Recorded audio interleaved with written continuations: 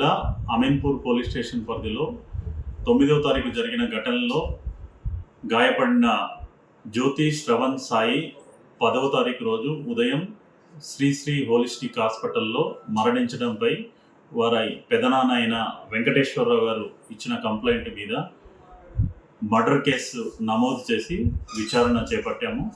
దీనిలో భాగంగా ఈ శ్రవణ్ సాయి శ్రీజ అనే తన యొక్క క్లాస్మేట్ అయిన అమ్మాయితో లవ్ అఫైర్ ఉండే. దీనిలో భాగంగా వారిద్దరూ పలుసార్లు కలవడం జరిగింది. ఈవిడ 3rd month ప్రెగ్నెంట్గా కన్ఫర్మ్ అయిన తర్వాత వారి మదరు దానికి కారణమైన జ్యోతి శ్రవణ్ సాయిని ఇంటికి పిలిపించి జరిగిన డిస్కషన్లో ఆమె ఇంట్లో ఉన్న క్రికెట్ బ్యాట్తో అతనిపై దాడి చేసి అతన్ని గాయపరిచింది.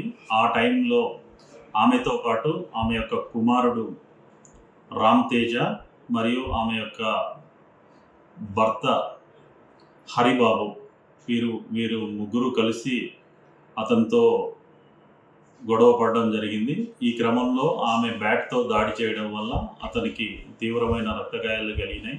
ఈ క్రమంలో అతన్ని సేవ్ చేసే క్రమంలో అతని శ్రీజ కూడా గాయాల పాలైంది. ఆవిడ కూడా head injury and other fractures జరిగినాయి.